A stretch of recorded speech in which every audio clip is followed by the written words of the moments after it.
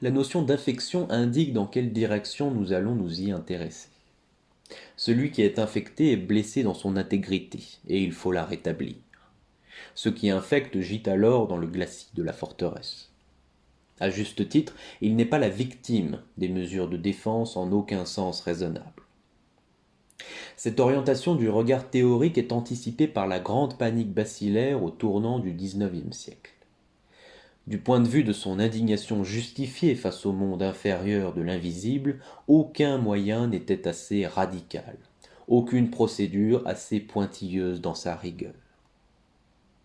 Au développement du sens de la lutte, des triomphes ont répondu auxquels le terme d'éradication, de la peste, du choléra, du typhus, des maladies vénériennes, donnait un nom tout à fait approprié.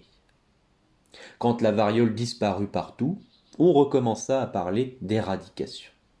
Mais le scepticisme à l'égard de la réussite couva longtemps encore. Car le monde des microbes se révéla rusé, habile, roué, adaptable. Un adversaire qu'on avait sous-estimé en le repérant du côté de la corruption violente et aveugle.